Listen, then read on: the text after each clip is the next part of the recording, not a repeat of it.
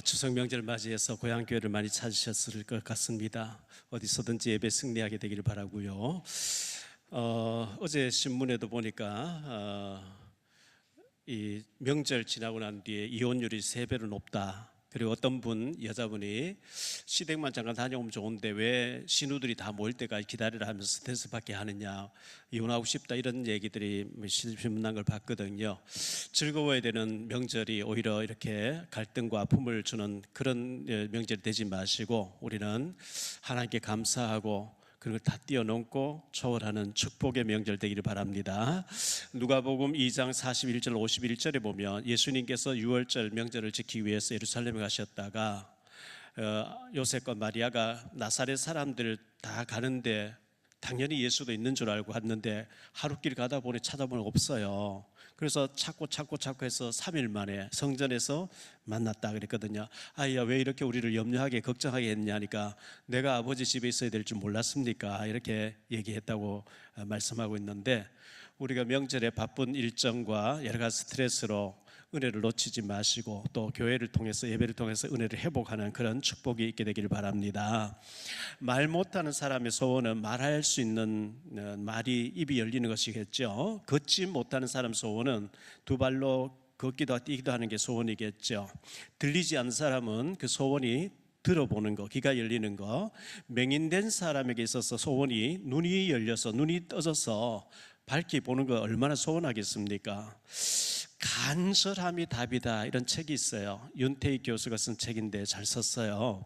정말 우리가 간절하면은, 절박하면은 부르짖게 돼 있고 또 절박하면은 답을 얻게 돼 있거든요. 이 두 맹인이 예수님을 만나기를 소원했고 예수님 만나고 나니까 눈이 열려서 보게 됐다는 것이 오늘 말씀인데요. 예수님을 만난 사람들 시리즈 가운데 오늘 두 맹인의 눈을 뜨게 하신 예수님인데, 맹인된 두 사람, 세 가지로 말씀드리고 한 첫 번째, 맹인된 두 사람에 대한 얘기를 하고 있습니다. 가버나움에서 있었던 일이라고 성경은 말씀하고 있어요. 앞에 그 9장, 마태복음 9장 18절 26절에 보면 예수님께서 백부장의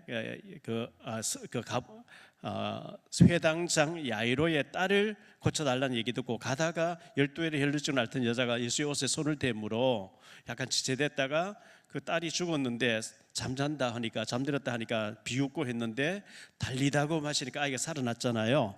그 일이 있고 난 뒤에 예수님께서 그 집을 나오셔가지고 다른 집으로 이제 거리를 나가게 됐는데, 두 맹인이 따라오면서 소리를 지르기 시작했어요. 두 맹인의 소리 지름이죠. 무엇이라고 소리 질렀냐니까, 우리를 불쌍히 여기소서, 이런 소리를 질렀어요. 27절 28절 말씀을 보겠습니다. 예수께서 거기에서 떠나가실 새 두 맹인이 따라오며 소리 질러 이르되, 다윗의 자손이여 우리를 불쌍히 여기소서 하더니, 예수께서 집에 들어가시매 맹인들이 그에게 나오거늘 예수께서 이르시되, 내가 능히 이 일 할 줄을 너희가 믿느냐? 대답하되 주여 그러하외다, 이렇게 대답을 했습니다. 이 두 맹인이 예수님에 대한 얘기를 많이 들었겠죠. 예수님이 중풍병자도 낫게 하셨고 나병 환자도 낫게 하셨고 죽었던 자도 살리셨다고 하는, 예수님을 만나면은 우리도 눈을 뜰 수 있다고 하는 그 소원을 가지고 예수님 만나기를 간절히 기대하고 기도하고 있었을 텐데, 예수님 마침 가버나움에 오셔가지고 어떤 집에 들어가셨다고 하니까 따라가면 소리를 질렀고, 예수님이 어떤 집에 앉으셨는데 나아갔습니다. 예수님께서 능히 이 일을 할 줄 믿느냐? 예, 믿습니다, 이렇게 했잖아요. 다윗의 자손이요, 이 다윗의 자손이라는 이 말씀 속에 그가 믿음을 가지고 있다는 것을 보여주거든요. 우리를 불쌍히 여기소서. 저도 힘들고 어려울 때 어떤 때는 펑펑 울면서 엎드려서 기도할 때가 많이 있는데요, 저를 불쌍히 여기소서, 저를 긍휼히 여겨 주옵소서, 이 기도를 하는데, 이 두 맹인이 주여 불쌍히 여겨 주옵소서, 주님이 긍휼히 여겨주지 아니하면 우리는 실패할 수밖에 없어요.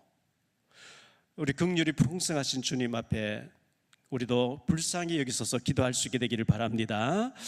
예수님의 질문, 내가 능히 이 일 할 줄을 믿느냐? 예수님께서 이렇게 물으신 거예요. 내가 능히 이 일 할 줄을 네가 믿느냐?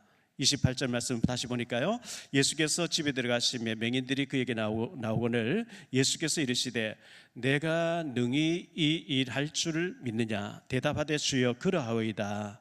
예, 믿습니다. 믿으니까 우리가 여기 왔죠. 예수님은 하실 수 있다고 하는 확실한 믿음, 사람의 힘으로는 절대 할 수 없고 이룰 수 없는데 주님이 개입하시면 될 줄로 믿습니다. 이 믿음을 우리가 가지고 있어야 되는 거죠.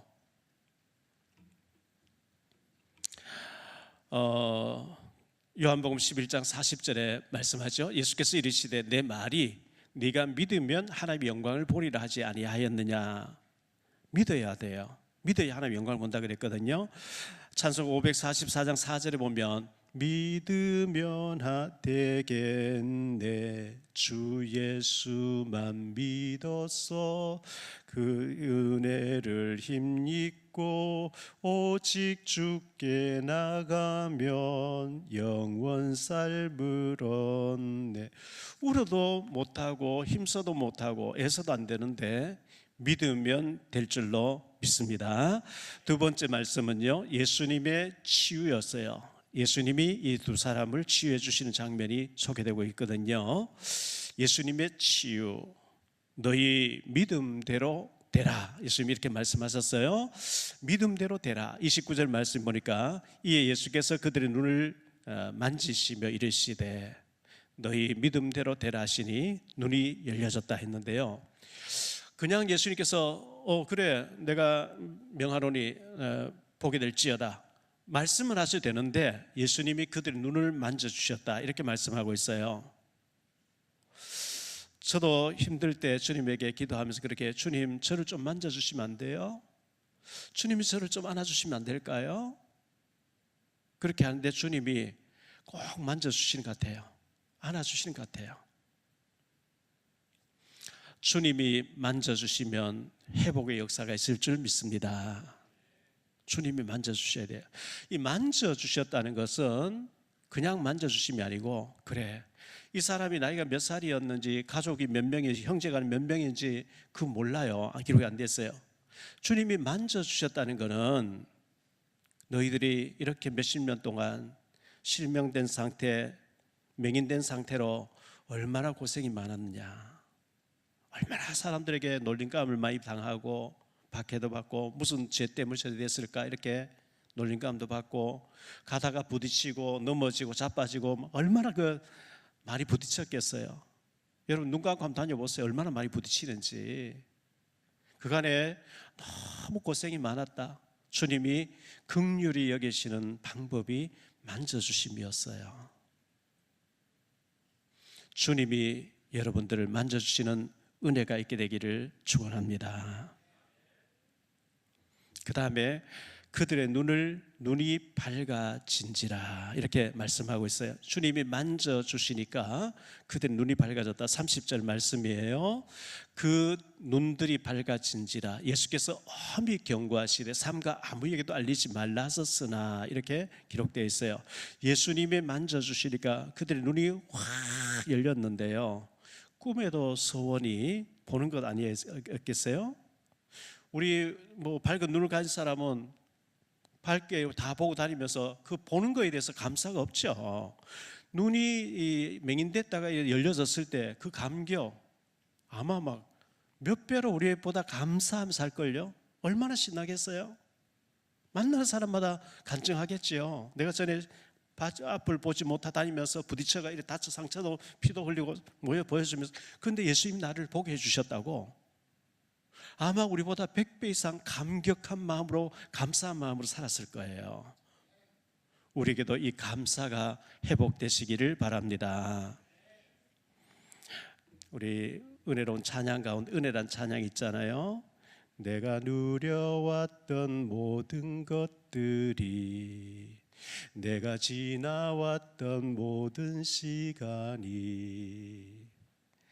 내가 걸어왔던 모든 순간이 당연한 것 아니라 은혜였소. 우리는 당연하게 보고 먹고 마시고 당연한 줄 아는데 은혜인 줄 믿습니다. 우리는 때가 되면 밥을 마음껏 먹고 배가 불러서 덜 먹고 이렇게 하는데, 북한 같은 데서는 굶주림에 얼마나 먹을 수 있다는 게 얼마나 감사합니까? 우리가 자유가 있다는 게 얼마나 감사합니까? 모든 것이 감사할 조건인 줄 믿습니다. 당연한 줄 알았는데 당연한 게 아니고 하나님의 은혜인 줄 믿습니다. 이 두 사람이 예수님의 증인 되는 거예요. 증인으로 사는 거예요. 31절 말씀 보니까요, 그들이 나가서 예수의 소문을 그 온 땅에 퍼뜨리니라. 아마 이 사람들 따라다니면서 말하지 마, 말 안 하고 못 견딜걸요. 너무 감사가 있으니까, 못 보다가 보게 된 것이 너무 감격이 있으니까 얼마나 감사하겠어요.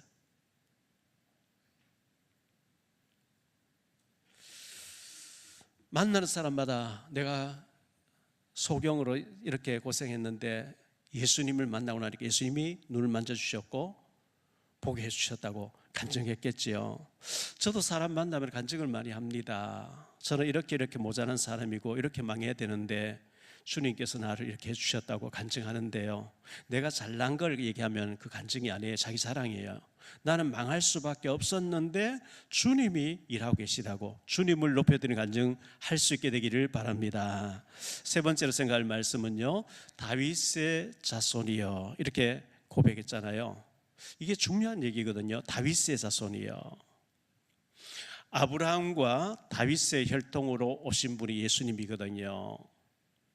하나님께서 아브라함을 통해서 약속하셨고 다윗의 혈통을 통해서 다윗의 고향 마을 베들레헴에서 나실 것을 미리 말씀하셨는데, 마태복음 1장 1절에 보면 아브라함과 다윗 자손 예수 그리스도의 계보라 이렇게 말씀하죠. 예수님에 대해서는 족보라 하지 않습니다. 예수님에 대해서는 계보라 이렇게 얘기해요. 아브라함의 혈통을 통해서 다윗의 그 왕권을 통해서, 다윗은 왕집하잖아요. 만왕의 왕 되신 예수님이 아브라함과 다윗의 혈통을 통해서 오실 것을 말씀했는데, 이 두 사람이 다윗의 자손이여, 이 말은 약속을 믿는다는 얘기예요. 성경 말씀 그대로 믿는다는 거죠. 예수님이 우리의 구주 아닙니까? 하나님 보내주시는 메시아가 아닙니까? 그 고백이거든요. 마태복음 16장 16절에서 시몬 베드로가 대답하여 이르되 주는 그리스도시요 살아계신 하나님의 아들이시니이다. 이 고백이 오늘 저와 여러분의 고백이 되기를 바랍니다. 문제 사건 만나고 절망되다가도 주는 그리스도시요 지금 살아서 역사하시는 하나님의 아들이신 줄 믿습니다. 이 고백할 때 다시 힘을 회복할 줄 믿습니다. 우리 인류 조상들은 아담 하와가 범죄했어요. 하나님께서 금하신 선악과를 따먹고 하나님의 앞에 범죄하고 쫓겨나가게 됐어요.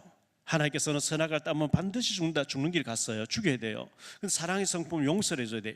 용서하자니 공의가 안 되고 공의를 베풀자니 사랑이 안 되고, 이 곤란한 문제를 만나서 하나님께서는 원죄가 없으신 하나님의 아들 메시아 그리스도를 보내주시겠다, 처녀의 몸을 통해서. 그래서 창세기 3장 15절을 원시복음이라고 얘기하는데요, 내가 너로 여자와 원수가 되게 하고 내 후손도 여자의 후손과 원수가 되게 하리니, 이렇게 말씀했어요. 여자의 후손은 내 머리를 상하게 할 것이요 너는 그의 발꿈치를 상하게 할 것이라. 남자의 후손은 안 돼요. 원죄를 타고 나와요. 그런데 남자의 후손이 아닌 여자의 후손으로 죄 없으신, 원죄가 없으신 하나님의 아들이 처녀의 몸을 빌려서 오실 것을 말씀해 주셨는데, 그 예수님이 드디어 오신 거죠. 이사야 7장 14절에 이사야 선지자를 통해서 말씀했습니다. 그러므로 주께서 친히 징조를 너에게 주실 것이라. 보라, 처녀가 잉태하여 아들을 낳을 것이요 그의 이름을 임마누엘이라 하리라. 처녀의 몸을 통해서 그리스도가 오실 것을 말씀했는데 그분이 드디어 오신 거거든요. 자, 그러면 이 예수 그리스도의 이름의 권세를 우리가 알고 누려야 되겠는데, 예수 그리스도의 이름의 권세, 이거 어마어마한 권세거든요. 요한복음 16장 24절에 보니까요, 지금까지는 너희가 내 이름으로 아무것도 구하지 아니하였으나 구하라 그리하면 받으리니 너희 기쁨이 충만하리라. 내 이름, 그리스도 이름으로 기도하라, 그러면 받으리라. 요한복음 15장 7절에 말씀합니다. 너희가 내 안에 거하고 내 말이 너희 안에 거하면 무엇이든지 원하는 대로 구하라 그리하면 이루리라.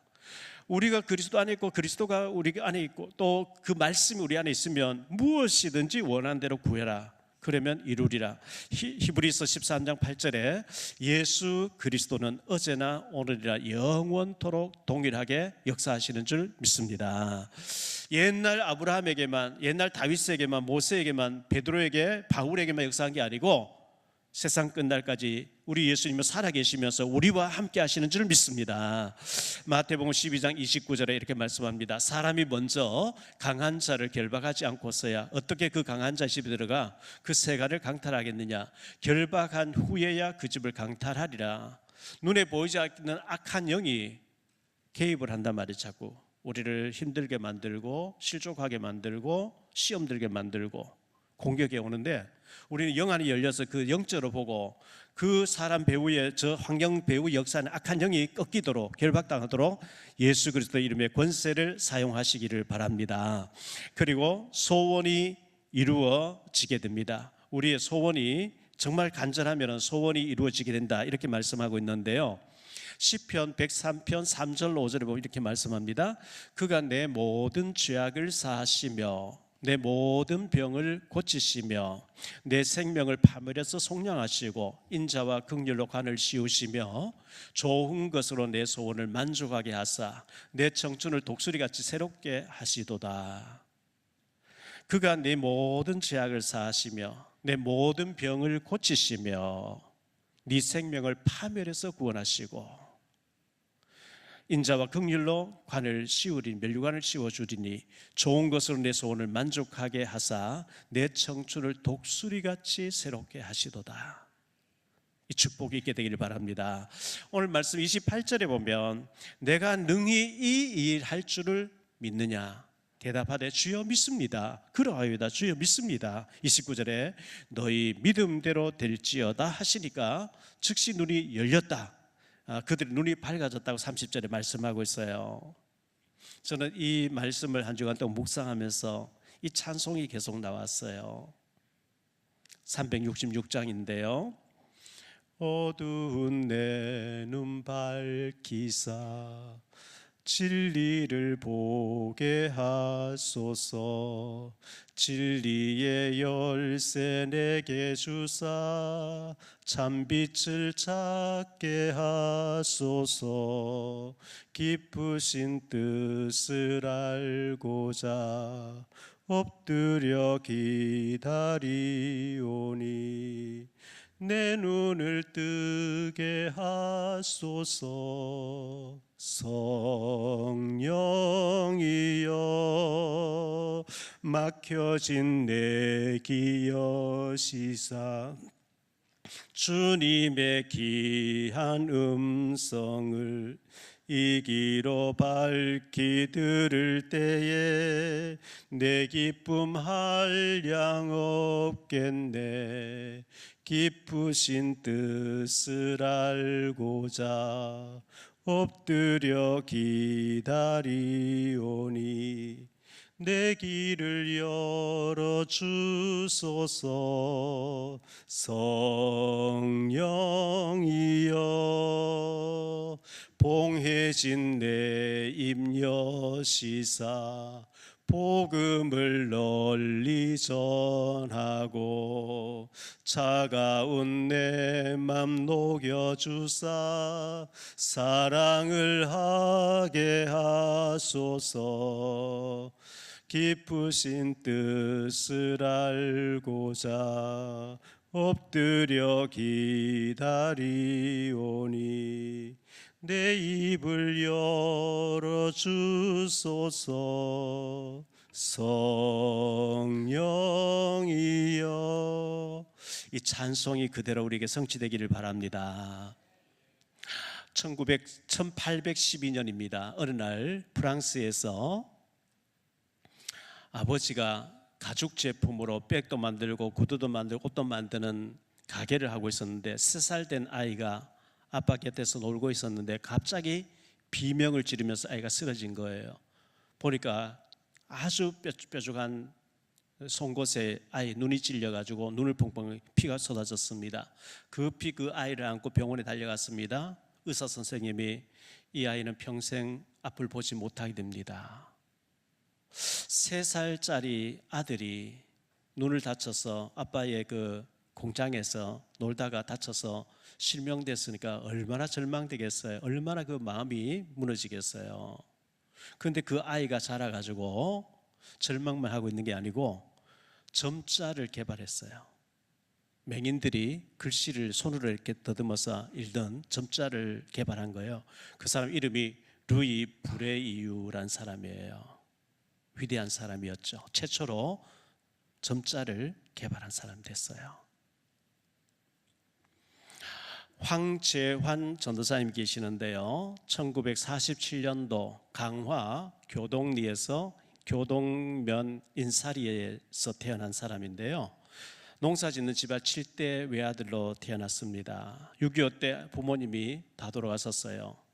근데 7살 때 불발된 수류탄인 줄 모르고 가지고 놀다 터져버렸는데요, 오른쪽 팔이 떨어져 나가고 실명이 된 거예요. 그 병원에 3년 동안 신세지다가 미군의 도움으로 대구대학교 부설 광명학교, 맹인들이 공부하는 광명학교에 보내져 가지고 그곳에서 초중고대를 나오게 돼요. 제가 대구신학교 야간부를 다니고 있었는데 한 해 선배더라고요. 그분이요. 누가 그러는데 저녁마다 경건에 이제 예배 시간이 있는데 제 옆에 앉아서 전도사님이 얘기하는, 지금 피아노 치시는 분이 맹인이라고. 그리고 오른팔이 없고 왼팔로 저렇게 피아니스트라고 얘기해. 그래가지고 너무 신기해서 가까이 가서 보고 인사도 하고 있는데요, 황재환 전도사님이에요. 그 광명학교 있으면서 다른 사람 다 명절 때 어디 가고 뭐 저녁에 다 집에 가도 이 사람은 실명자니까 소경이니까 낮이고 밤이 똑같은 거예요. 그래서 계속 피아노를 한 손으로 연습한 거예요. 피아니스트 됐어요. 얼마나 피아노를 잘 치는지요. 이분이 다니면서 많은 공연도 했고 많은 간증을 통해서 예수님을 전하는 사람 되었는데요, 대구대학교 경산 캠퍼스에 점자 도서관의 그 2층에 가면 세계적인 성각자들의 사진이 몇 개 걸려 있는데 거기에 프랑스 사람 비잔틴 아우이의 초상화가 걸려 있다고 합니다. 비잔틴 아우이란 사람은 지금부터 약 200여 년 전에 프랑스에서 세무 공무로 일을 하고 있었어요. 저녁에 퇴근할 때 세무 공무원은, 요즘은 그렇지 우리나라는 그렇지 않은데 옛날에는 세무 공무원 별로 좋은 인상이 아니었고, 성경에는 세리마테, 세리사케오, 세리장 사케오 아주 창기급으로 취급할 정도로 로마의 그 정권 배경으로 자기 착복을 많이 하니까 그렇게 아주 인간 쓰레기 취급받고 이랬거든요. 그때나 지금이나 뭐 세무공무원 별로 이렇게 중요한 그 대접을 못 받는데, 이 비잔틴 아우이라는 사람이 퇴근해서 이렇게 모퉁이 돌아갈 때마다 맹인이 바이올린 켜면서 돈을 벌어가지고 한 분 주세요 해서 주인이 싹 걷어가는 거, 혹시나 좀 실수하고 잘못하면 걷어차고 막 고통당하는 걸 늘 보면서 마음이 아팠는 거예요. 하루 지나가다가 그 사람 너무 안 됐다 싶어서 동전 중에서 좀 큰 동전을 던졌는데 만져보더니 막 부르는 거예요. 방금 적선하신 분, 선생님 왜 그러냐, 내가 방금 줬잖아 하니까, 너무 큰 돈을 주셨네요. 혹시 실수해서 준 게 아닙니까 하니까, 아니 당신이 눈도 안 보이는데 그게 큰 돈인지 어떻게 아냐 하니까 만져보면 안다는 거예요. 그때 이분이 충격받아, 맹인인데도 만져보면 아는구나 이래가지고 이분이 이제 그것 놓고 고민을 하다가, 저렇게 평생을 이렇게 고생하면서 인격이 무시당하면서 이렇게 노예같이 살고 있는 저런 사람을 위해서 내가 할 일이 뭘까 고민하다가 세무공무원 그만두고 나와서 파리 국립맹학교를 최초로 세운 사람 됐어요. 세계적으로 처음으로 맹인학교를 세운 사람이 됐죠. 그래서 아우이의 초상화가 대구대학교 점자 독서관 위에 걸려 있다고 들었는데요, 여러분 우리나라의 맹인으로서 굉장히 성공자로 살다가 지금 천국 가신 강영우 박사님, 부시정부에서 8년 동안 백악관의 차관급으로 계셨잖아요. 강영우 박사님이 쓴 책이 여러 권 있어요. 꼭 사서 읽어보기를 바라고요. 김선태 맹인 되신 분, 지금 실로암 안과 원장님으로 계시죠. 땅을 읽고 하늘을 얻은 사람, 김선태 목사님 책을 꼭 읽어보시기를 바라고요. 헬렌 컬러, 3일만 볼 수 있다면 꼭 읽어보시기 바랍니다. 그리고 크로스비, 찬송 우리가 많이 부르는 나의 갈 길 다 가도록 예수 인도하시니, 뭐 주옥 같은 찬송가를 우리 찬송가에도 수도 없이 들어가 있는 크로스비가 찬송을 10,000곡 가까이 지었거든요. 크로스비 책도 꼭 읽어보시길 바라고요. 맹인되어졌는 사람 중에 위대한 삶을 산 사람 너무 많이 있어요. 이 본문에 나왔던 이 두 사람은 죽을 때까지 예수님을 전하는 증인으로 살았는 줄 믿습니다. 말씀을 결론 맺겠습니다. 결론의 첫 번째로 우리를 불쌍히 여기소서. 다윗의 자손 하나님의 아들이시여 우리를 불쌍히 여기소서. 여러분의 힘이 부딪힐 때마다, 내 한계를 느낄 때마다, 절망이 올 때마다 나를 바라보지 마시고 환경을 바라보지 마시고 다윗의 자손 예수여 나를 불쌍히 여기소서 기도하시길 바랍니다. 그리고 예수님이 내가 능히 이 일 할 줄을 네가 믿느냐? 주여 그러하외다. 주님은 그리스도시기 때문에 능히 하실 줄 있는 줄 믿습니다. 믿음 확인하시는 예수님께 믿음을 고백하시기 바랍니다. 히브리서 11장 6절에 보면 믿음이 없이는 하나님을 기쁘시게 하지 못하나니 하나님께 나아가는 자는 반드시 그가 계신 것과 그가 또한 자기를 찾는 자들에게 상 주시니심을 믿어야 할지니라. 야고보서 5장 16절에 그러므로 너희는 죄를 서로 자백하며 서로 고백하며 병이 낫기를 위하여 서로 기도하라. 의인의 간구는 역사하는 힘이 큼이라 했습니다. 세 번째, 너희 믿음대로 되라 이렇게 주님 말씀하셨어요. 믿음대로 되어질 줄로 믿습니다. 민수기 22장에 보면 발람 선지자가 영안이 어두워서 뇌물을 받고 하나님의 백성 저주하러 가다가 나귀에게 책망 듣잖아요. 베드로후서 2장 16절에 말씀하거든요. 자기의 불법으로 말미암아 책망을 받되 말하지 못하는 나귀가 사람의 소리로 말하여 이 선지자 미친 행동을 저지하였느니라. 민수기 22장에 나온 내용이에요. 계시록 3장 17절 18절에 보면 계시록의 라오디게아 교회는 규모가 크고 성도도 많고 큰 대형 교회인데요. 네가 말하기를 나는 부자라 부요하여 부족한 것이 없다 하나 내 공고한 것과 가련한 것과 가난한 것과 눈먼 것과 벌거벗은 것을 알지 못하는도다. 내가 너를 권하노니 내게서 불로 연단한 금을 사서 부요하게 하고 흰옷을 사서 입어 벌거벗은 수치를 보이지 않게 하고 안약을 사서 눈에 발라 보게 하라. 이 라오디게아 교회는 옷감을 많이 수출해서 부자 동네, 부자 마을, 부자 교회를 이루었대요. 안약을 또 개발해서 안약을 많이 수출했다는데 예수님은 라오디게아 교회 너 벌거벗고 있어. 너 옷부터 만들어 입어. 수치를 벌거벗은 수치를 가리게 해라.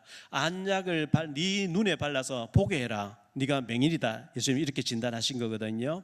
에베소서 1장 18절 19절이에요. 너희 마음의 눈을 밝히사 그의 부르심의 소망이 무엇이며 성도 안에서 그 기업의 영광이 풍성함이 무엇이며 그의 힘의 위력으로 역사하심을 따라 믿는 우리에게 베푸신 능력의 지극히 크심이 어떠한 것을 너희로 알게 하시기를 구하노라. 우리의 영적인 눈이 열려야 돼요. 영적인 눈이 열리면 뉴스 나오잖아. 저기도 흑암이 역사했네. 저기 사탄마귀 역사했네. 이 영안이 열리면 의사가 알지 못하고 경찰이 알지 못하는, 형사가 알지 못하는 영적인 눈이 열릴 때 영의 세계로 영적으로 진단할 수 있고 답은 그리스도인 줄 믿습니다. 영안을 열어주셔서 이 두 사람이 눈이 열리니까 계속 다니면서 예수님이 나를 고쳐주셨다, 나의 눈을 뜨게 해주셨다 한 것 같이 우리는 당연한 줄 아는데 우리가 보는 것 때문에 감사하고 감격하고 별로 안 했잖아요. 우리 당연한 줄 알아요. 예수님이 계시는데, 영혼이 있는데, 지옥이 있는데, 천국이 있는데, 구원이 있는데 많은 사람 모르고 그냥 먹고 마시니 이게 다인 줄 알고 있거든요. 우리는 천국과 지옥을 얘기해야 되고 사탄과 사단의 세력 깨뜨리신 그리스도를 증거해야 될 줄로 믿습니다. 한 주간도 명절이지만 우리가 많은 사람 만나고 하겠지만 예수님에 대한 증인으로 예수님을 간증하고 예수님을 높여드리고 하나님께 영광 돌리시는 우리 모두가 되시기를 예수 이름으로 축복합니다. 기도합니다. 주님 감사합니다. 오늘 거룩하고 복된 주일 추석 명절이지만 주의 백성들이 모여서 하나님께 예배하게 하시니 감사합니다.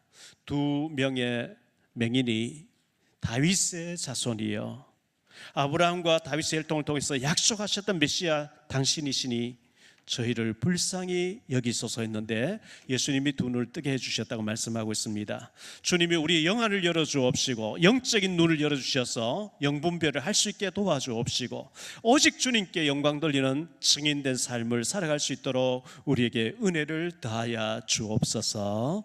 주 예수 그리스도 이름으로 축복하며 기도하옵나이다. 아멘.